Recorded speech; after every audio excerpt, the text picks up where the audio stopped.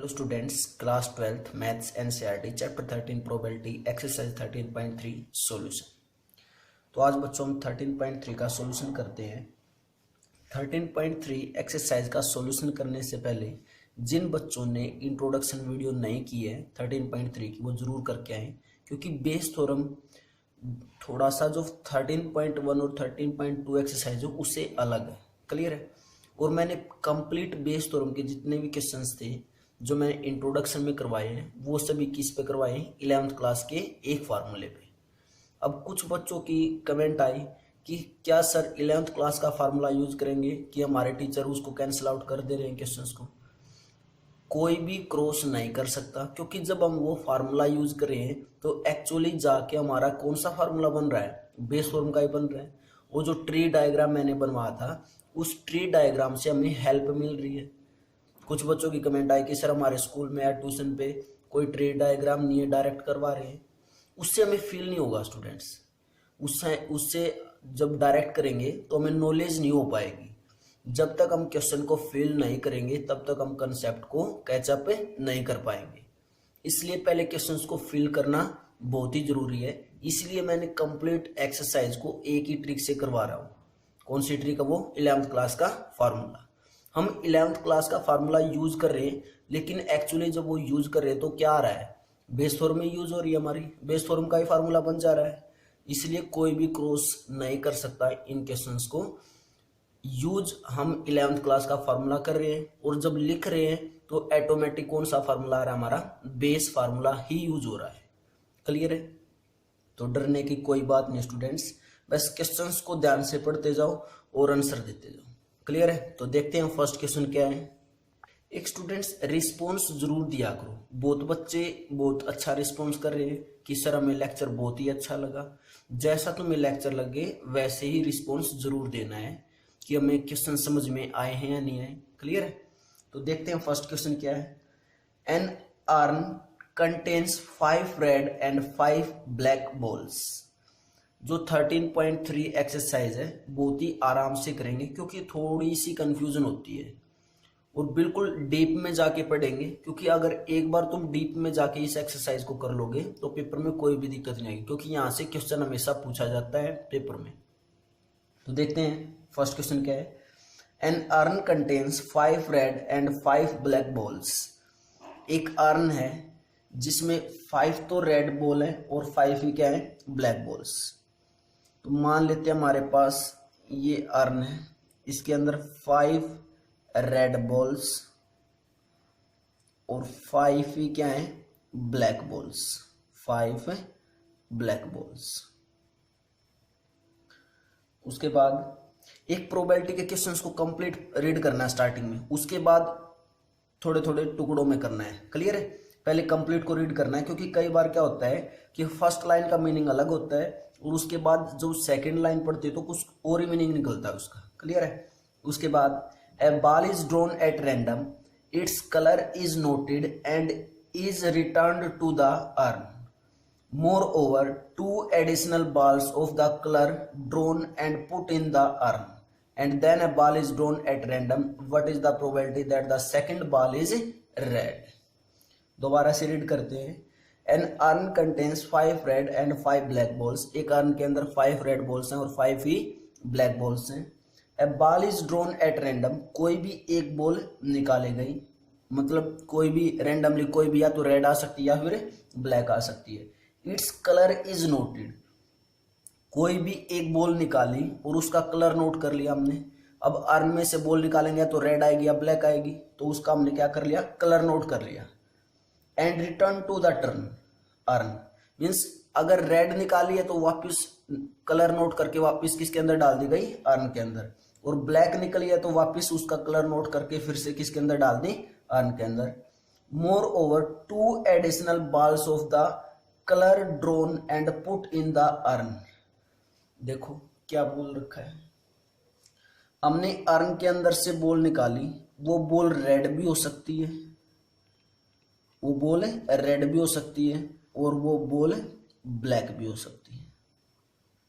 Clear है? वो ball red भी हो सकती है और वो बॉल को क्या भी हो सकती है? ब्लैक भी हो सकती है। क्लियर है?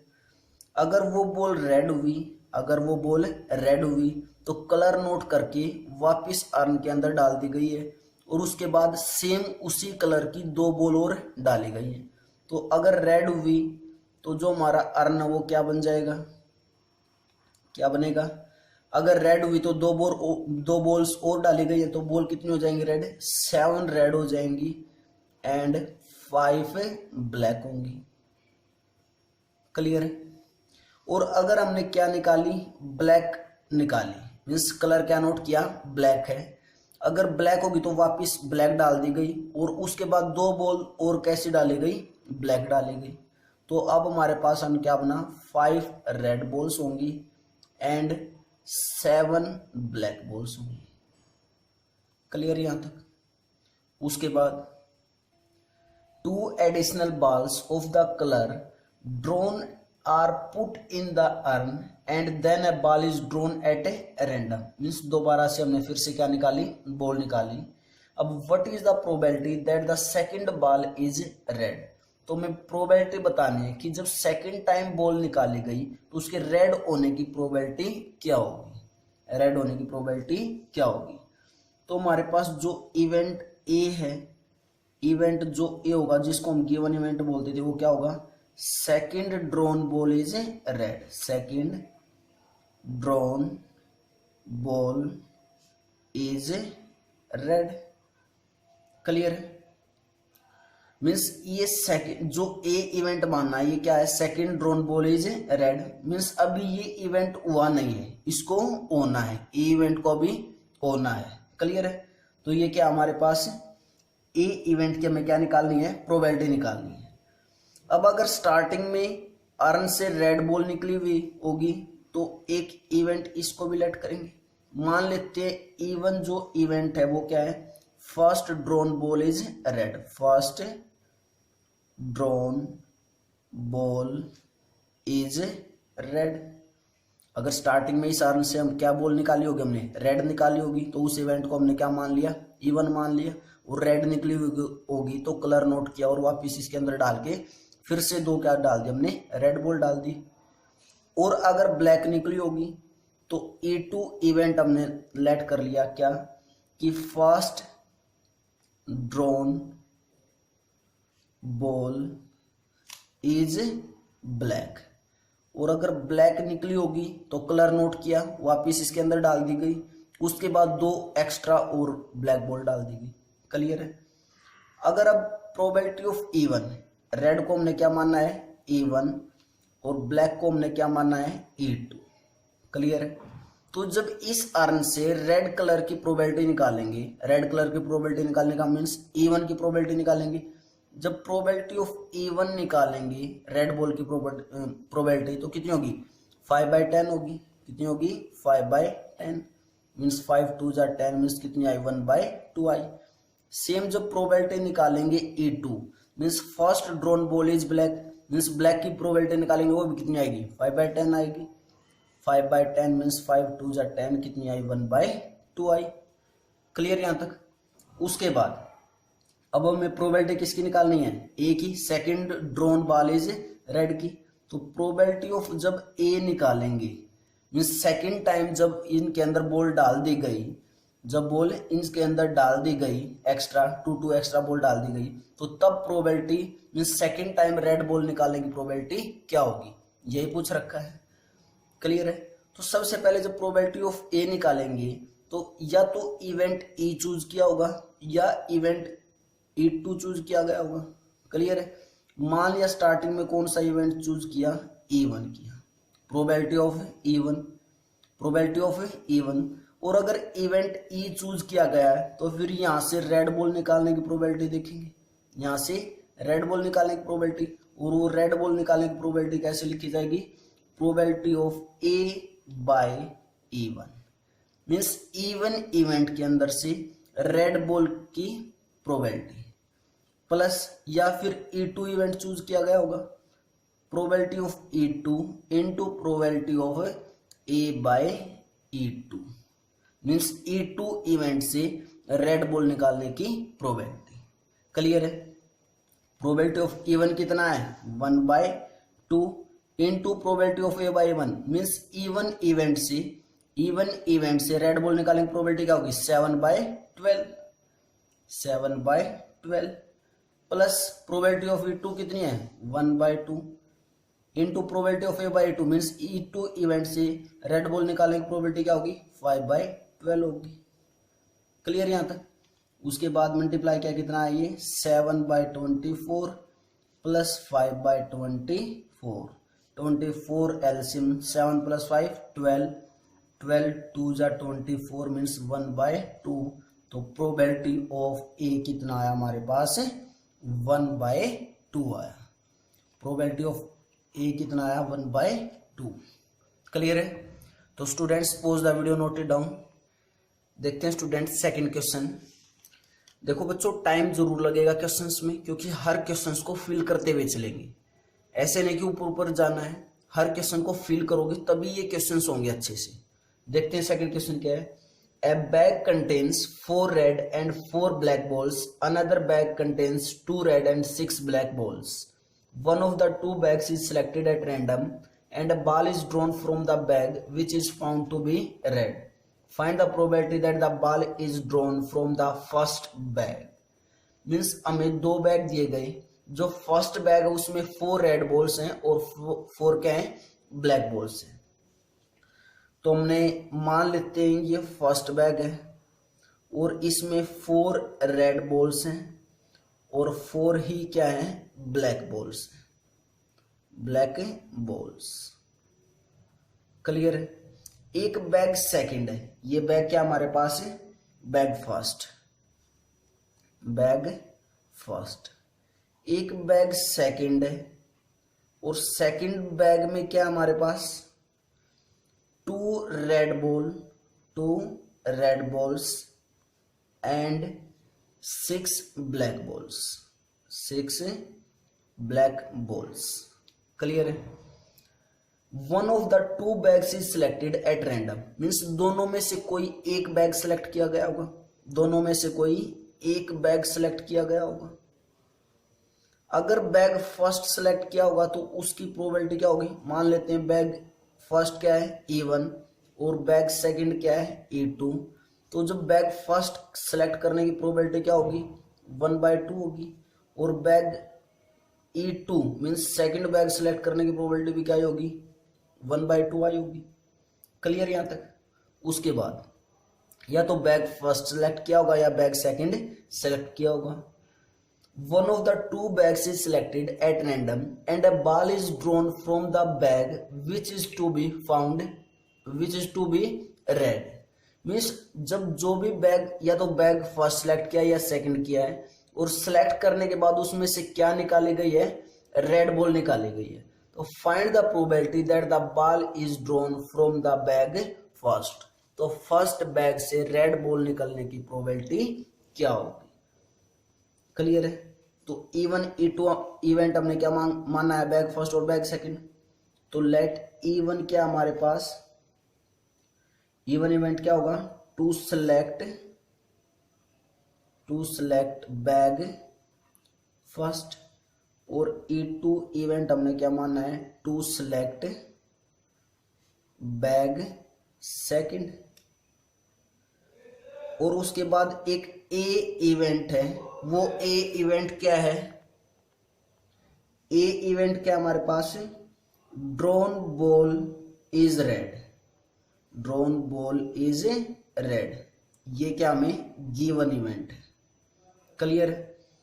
उसके बाद जो प्रोबेबिलिटी हमें फाइंड आउट करनी है वो क्या करनी है कि बैग फर्स्ट सेलेक्ट किया गया और बैग फर्स्ट से रेड बॉल निकलने की प्रोबेबिलिटी क्या होगी।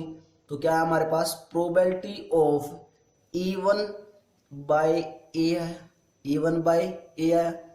क्लियर है। और जब हम 11th क्लास का फार्मूला लगाएंगे क्या था कि total number of favourable outcomes divided by total number of possible outcomes. अब total number of favourable outcomes means जोन से बैग से निकाले गए। तो सबसे पहले तो बैग सेलेक्ट होगा, बैग कौन सा सेलेक्ट होगा फर्स्ट बैग, और फर्स्ट बैग सेलेक्ट करने का मतलब प्रोबेबिलिटी ऑफ E1। अब उससे रेड बॉल निकलने की प्रोबेबिलिटी क्या होगी प्रोबेबिलिटी ऑफ A/E1। पहले बैग सिलेक्ट किया गया, उसके बाद उसमें से रेड बॉल निकाली गई है, रेड बॉल निकाली गई है। एक ऊपर क्यों लिखा हमने, पहले क्यों लिखा, क्योंकि एक है ड्रॉन बॉल इज रेड। और डिवाइडेड बाय पॉसिबिलिटी क्या क्या होंगी, probability of E1 into probability of A by E1 plus probability of E2 into probability of A by E2। Clear है। ये भी तो पॉसिबिलिटी हो सकती है कि बैग टू से रेड बॉल निकाली गई हो। तो नीचे क्या आते हैं, पॉसिबल आउटकम्स आते हैं, और ऊपर क्या होता है, फेवरेबल आउटकम्स। अब प्रोबेबिलिटी ऑफ E1 की प्रोबेबिलिटी कितनी है, 1/2 into probability of A by E1 means bag first से रेड बॉल निकलने की प्रोबेबिलिटी क्या होगी, 4/8 होगी, 4/8 divided by 1/2 into 4/8 plus 1/2। Bag 2 को सिलेक्ट करने की प्रोबेबिलिटी 1/2 और बैग 2 से रेड बॉल निकलने की प्रोबेबिलिटी कितनी होगी, इंटू में 2/8, 4 2 जा 8, 4 2 जा 8, 2 4 जा 8, तो कितना है हमारे पास 1/4 डिवाइडेड बाय 1/4 प्लस 1/8।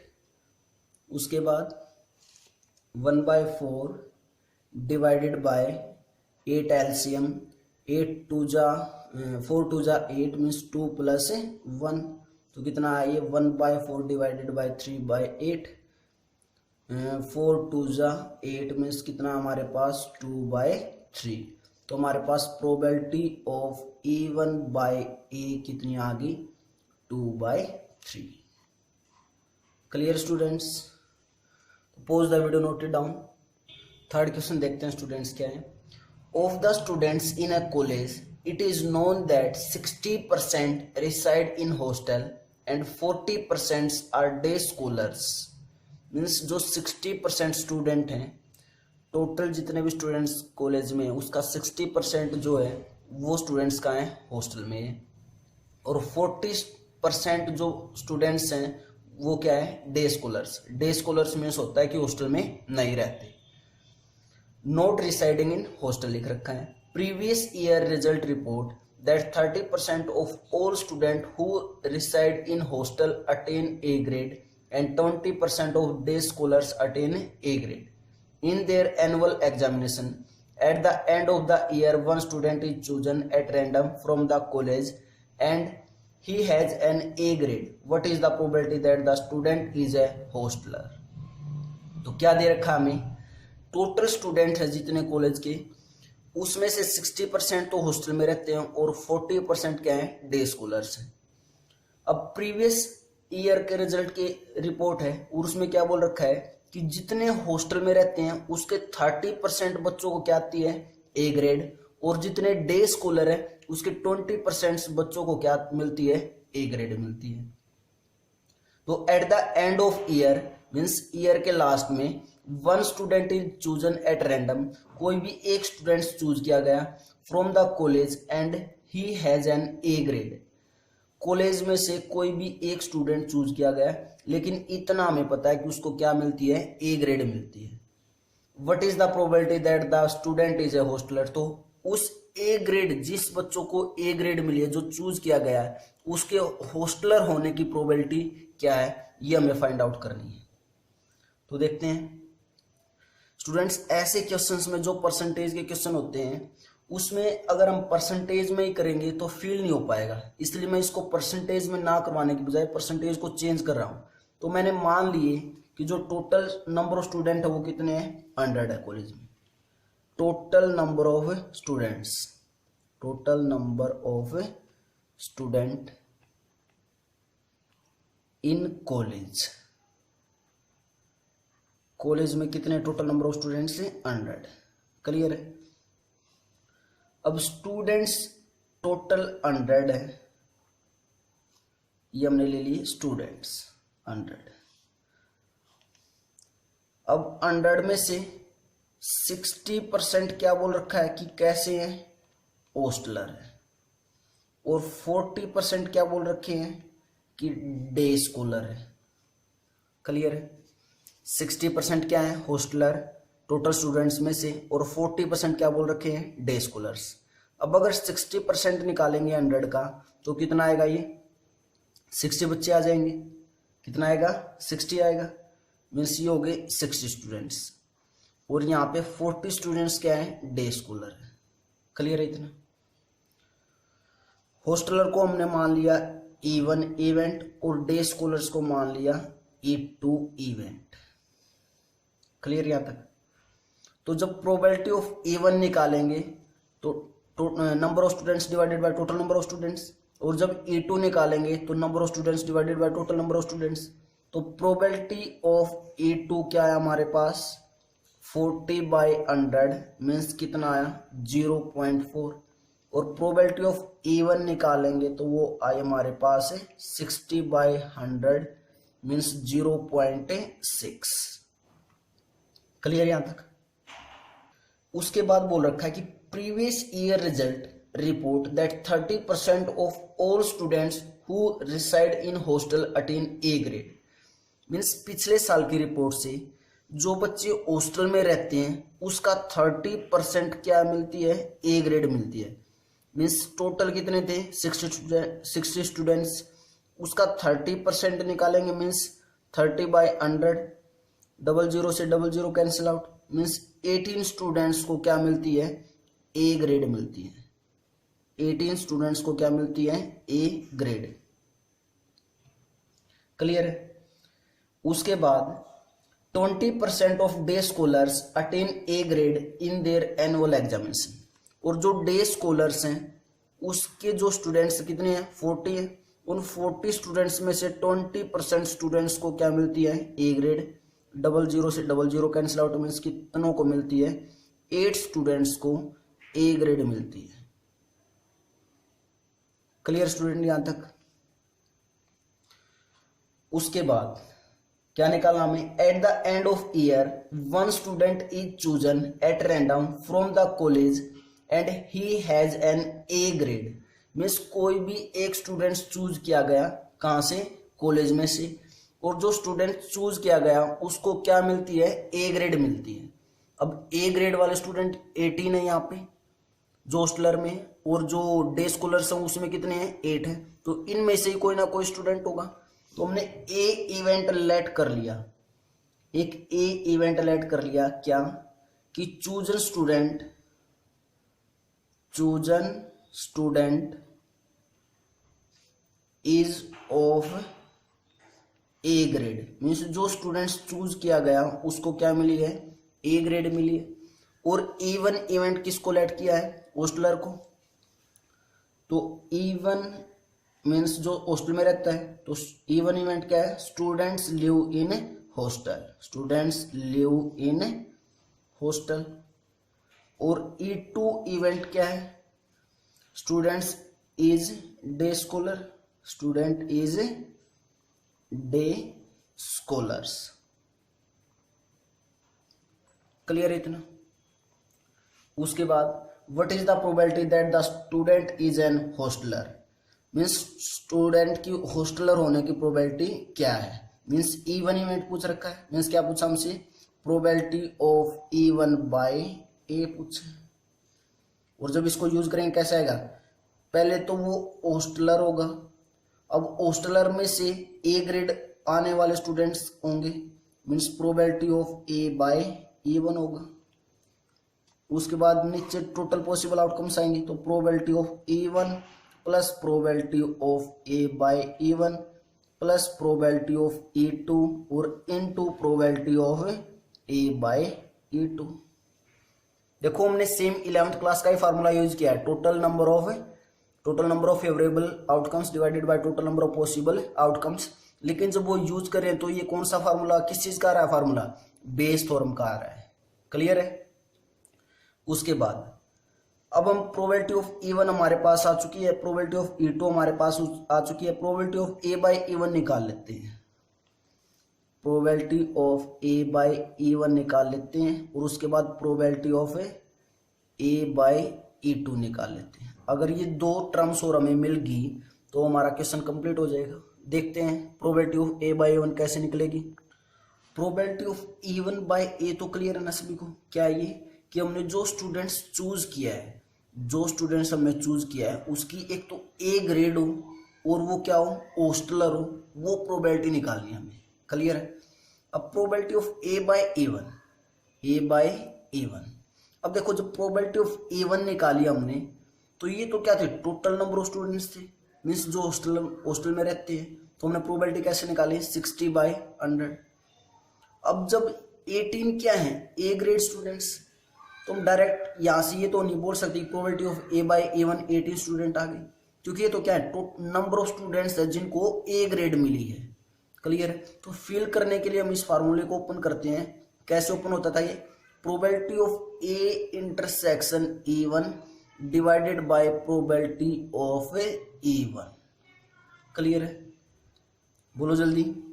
और probability of A intersection E one means क्या है, जो ए और ई वन के अंदर क्या है, जो ए और ई वन इवेंट के अंदर क्या होते हैं, कॉमन होते हैं। इंटरसेक्शन का मीनिंग ये होता है। अब ए क्या है, chosen student is of A grade, और ई वन क्या है, स्टूडेंट लिव इन हॉस्टल। तो 60 और 18 में दोनों में कॉमन क्या है, अब जो ये 18 स्टूडेंट्स हैं जिनको ए ग्रेड मिली है, वो इन 60 में भी तो होंगे।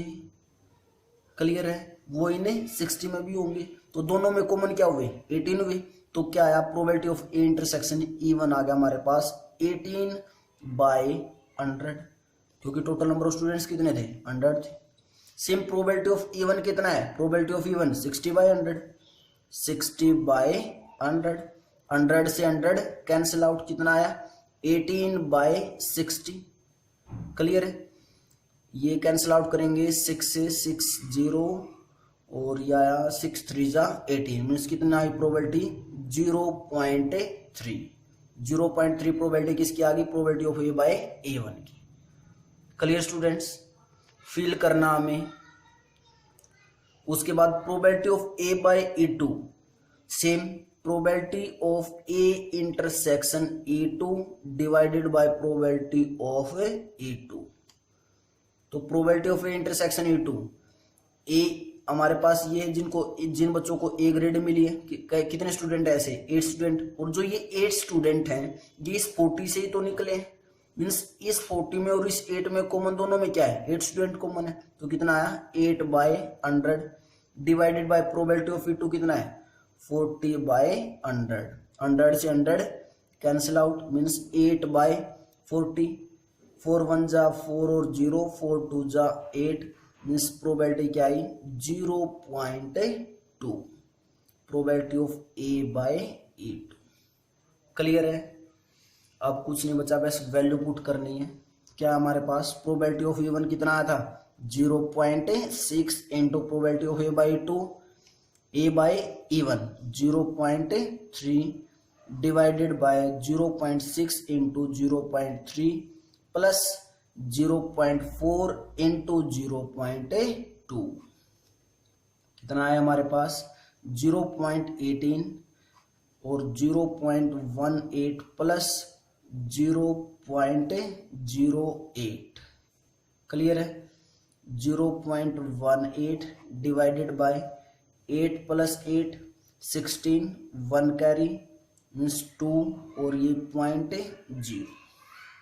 क्लियर है। उसके बाद डेसिमल रिमूव करेंगे तो 18/26, ऊपर 100 और नीचे भी क्या आएगा 100, 00 से 00 कैंसिल आउट, मीन्स 18/26, 2 9 जा 18, 2 1 जा 2, 2 3 जा 6, मीन्स कितना है 9/13। कितना है हमारे पास है 9/13, means probability of A1 by A equal to 9/13। Check कर लो, आंसर यही है। Pause the video, note it down. देखते हैं students fourth question. In answering a question on a multiple choice test a students either knows the answer और guesses. Means multiple choice एक test है, उसमें अगर उसको आंसर पता है या तो उसको students either knows the answer, या तो उसको आंसर पता है या फिर वो गैस करता है।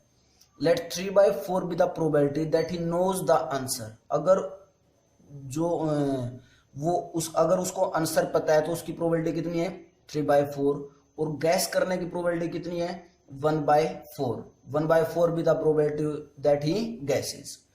Assuming that a student who guesses at the answer will be correct with probability 1/4. Means जब वो गैस करता है, जब वो ऑप्शन को क्या करता है, गैस करता है, तो आंसर के ठीक होने की प्रोबेबिलिटी कितनी है, 1/4 है. तो what is the probability that the students knows the answer. तो हमें प्रोबेबिलिटी फाइंड आउट करनी है उसको आंसर का पता हो तब की, given that the answer is correct, और आंसर भी क्या मिले हमें, करेक्ट मिले. तो देखो एक एमसीक्यू टेस्ट है, एमसीक्यू टेस्ट है, और उस एमसीक्यू टेस्ट में या तो उसको आंसर पता है या फिर गैस करता है, means knows the answer, knows the answer, या तो उसको आंसर का पता है या फिर वो क्या करता है, गैस करता है. क्लियर है. अगर उसको आंसर का पता है तो उस इवेंट को हमने क्या मान लिया, E1, और वो गैस करता है तो उस इवेंट को हमने क्या मान लिया, E2. क्लियर है. अगर उसको आंसर का पता है तो उसकी प्रोबेबिलिटी क्या है, प्रोबेबिलिटी ऑफ E1 क्या हो जाएगी, 3/4 दे रखी है. और अगर वो गैस करता है तो उसकी प्रोबेबिलिटी क्या दे रखी है, मीन्स प्रोबेबिलिटी ऑफ E2 कितनी हो जाएगी, 1/4 हो जाएगी. क्लियर है. अगर उसको आंसर का पता है तो जो आंसर ठीक होने की प्रोबेबिलिटी क्या होगी, करेक्ट आंसर होने की प्रोबेबिलिटी कंप्लीट होगी 100%, मीन्स 1 होगी करेक्ट होने की प्रोबेबिलिटी.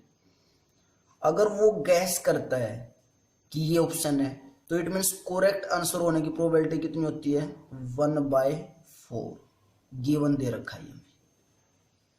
अगर वो गैस करता है तो भी आंसर का ठीक होने की प्रोबेबिलिटी क्या है, 1/4 है. क्लियर इतना.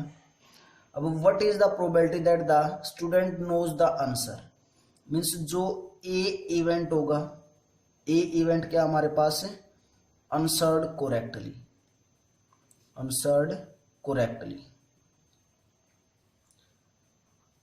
उसके बाद E1 इवेंट हमने क्या माना है, ही knows the answer, he knows the answer. और E2 इवेंट क्या है कि वो गैस करे तब का, he guesses. क्लियर है.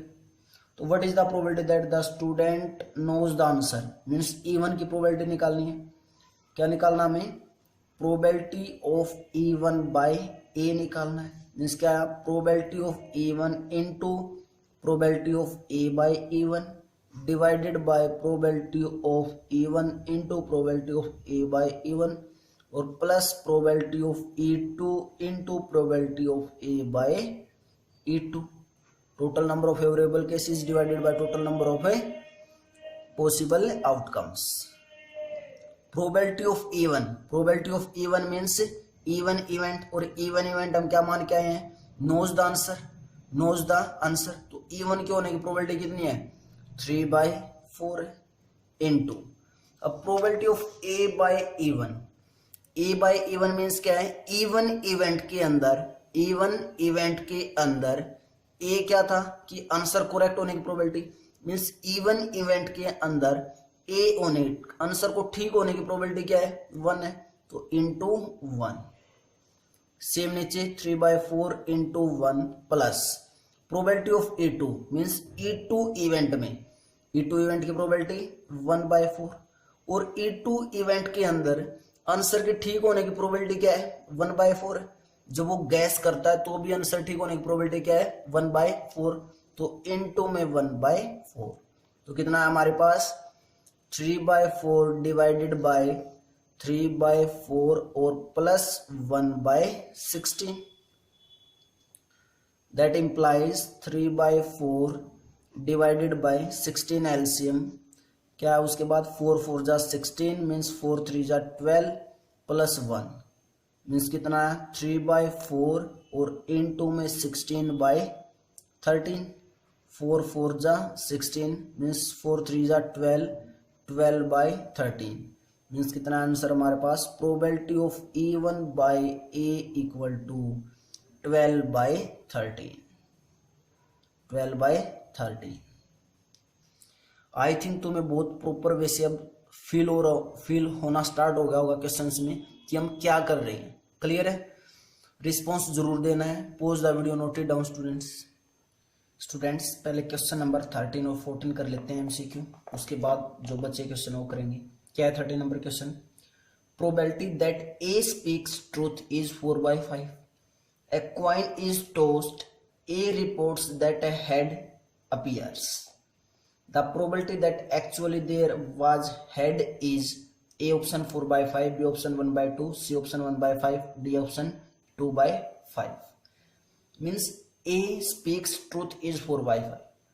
अगर A क्या बोलता है, ट्रूथ बोलता है, तो उसकी प्रोबेबिलिटी क्या है? 4/5 है। ए क्वाइन इज टोस्ट, और वो क्या करता है? क्वाइन को टोस्ट करता है। तो हमने क्वाइन लिया, अब क्वाइन को टोस्ट करेंगे, या तो हेड आएगा या फिर क्या आएगा? टेल आएगा।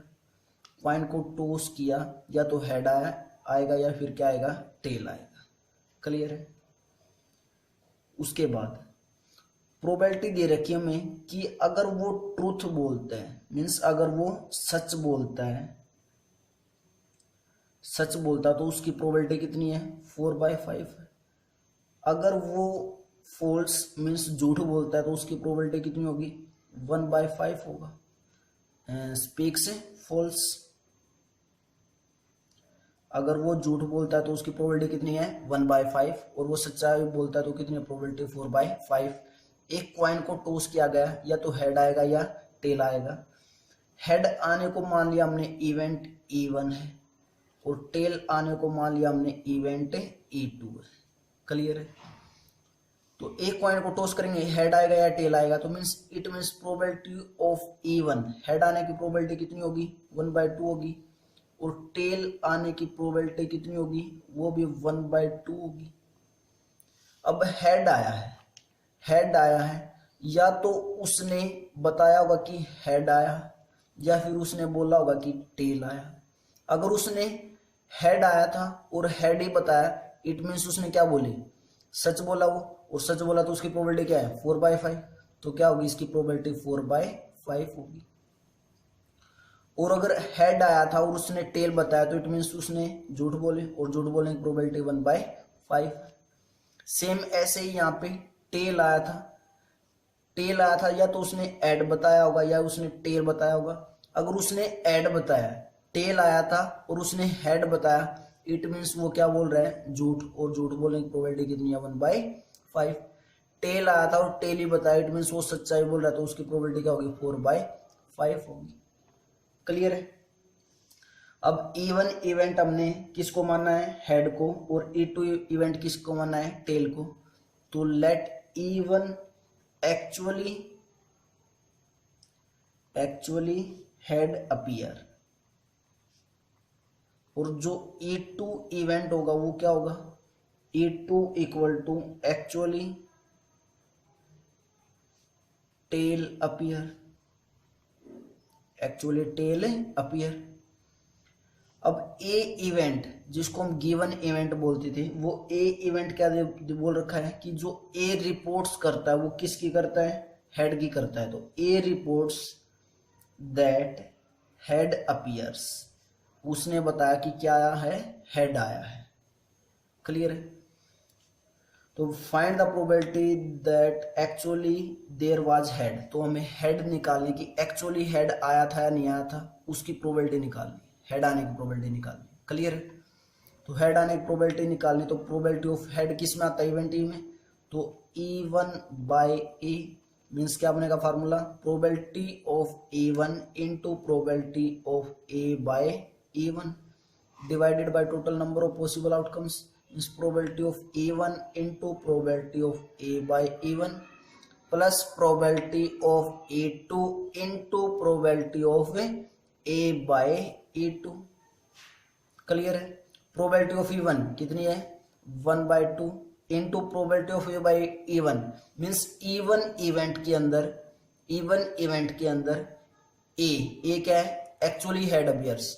तो E1 इवेंट के अंदर हेड आने की प्रोबेबिलिटी क्या है? 4/5 है, मीन्स ट्रूथ बोलने की।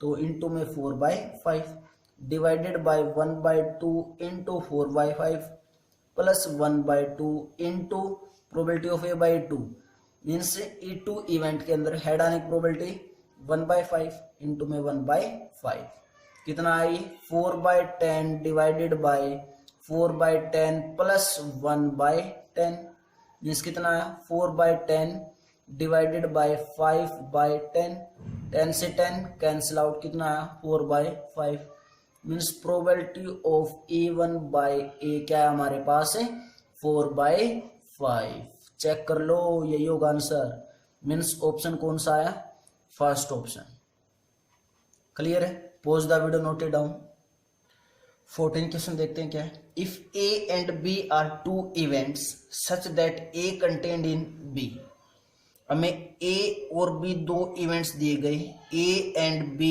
Are two events